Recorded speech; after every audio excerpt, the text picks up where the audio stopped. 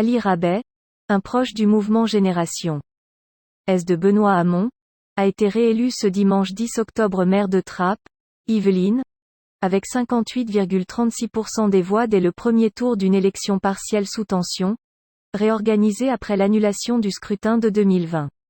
Ce soir, les trappistes ont choisi de réélire Ali Rabet, a reconnu ce dimanche soir son adversaire Othmane Nasrou, un proche de Valérie Pécresse, libre.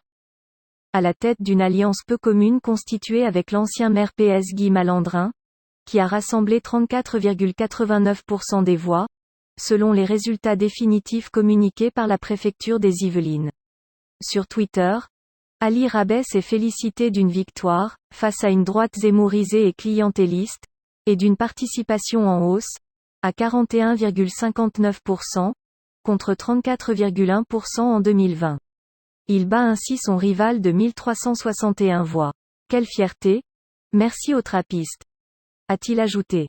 Nous n'avons visiblement pas réussi à convaincre qu'une alternative républicaine était possible, a regretté Othmane Nasrou dans son communiqué publié sur Twitter, ni à bien expliquer le double jeu d'Ali Rabet ou le danger des méthodes qu'il utilise. L'élection d'Ali Rabet à 161 voix près en 2020 a été annulée par la justice, qui lui reprochait d'avoir distribué, en pleine pandémie, 15 000 masques accompagnés pour certains de sa photo, sans que cette action n'ait été déclarée dans ses comptes de campagne. Dans cette commune populaire de 32 000 habitants marquée par les départs de dizaines de jeunes pour le djihad en Syrie, les accusations de clientélisme ont rythmé la campagne de part et d'autre.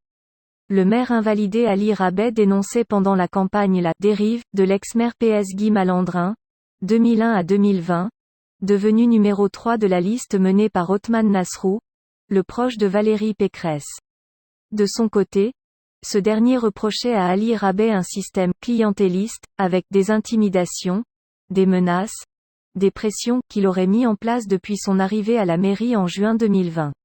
La victoire d'Ali Rabet a été rapidement saluée ce dimanche soir par Julien Bayou, le patron des écologistes, et par Jean-Luc Mélenchon, leader de la France insoumise, ce dernier estimant que l'union de la droite et du PS est massivement rejetée.